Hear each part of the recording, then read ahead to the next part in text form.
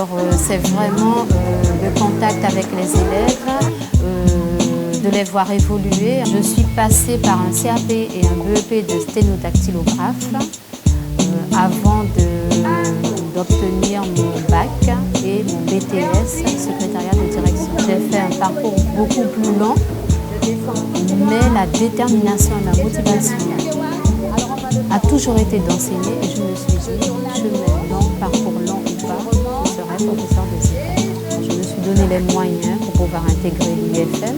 Bien souvent, nous avons dans les classes des élèves qui vivent de grandes difficultés à la maison.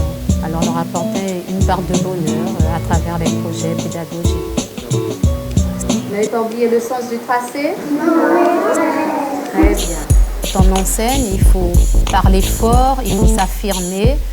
Je pense que ça m'a beaucoup apporté, mais vraiment sur ma personne. Le professeur des écoles est amené à vraiment mener un travail personnel, un travail de recherche pour préparer ses cours. Polyvalent, parce que l'enseignant du premier degré enseigne toutes les disciplines. S'adapter aux élèves, s'adapter aux programmes officiels, s'adapter aux parents. Le jeune professeur des écoles peut être nommé sur un poste très éloigné de l'île de Cayenne.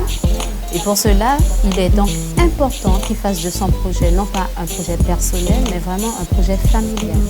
Il y a beaucoup de langues qui se côtoient et la spécificité, c'est que l'enseignant peut être confronté à cette barrière de la langue et ne pas pouvoir vraiment communiquer avec l'élève qui est face à lui.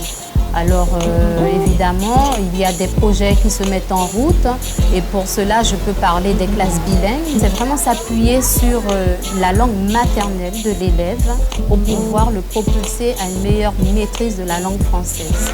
L'enseignant fonctionne avec une équipe pédagogique et il est important pour lui de vraiment se rapprocher de ses collègues et d'échanger.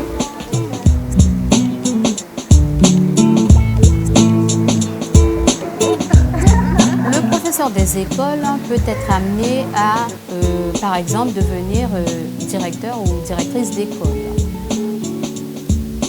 Il peut aussi devenir maître formateur. Il peut aussi devenir un professeur spécialisé. Il peut aussi devenir conseiller pédagogique. Il peut devenir psychologue scolaire. Et pour finir, il peut devenir inspecteur de l'éducation nationale.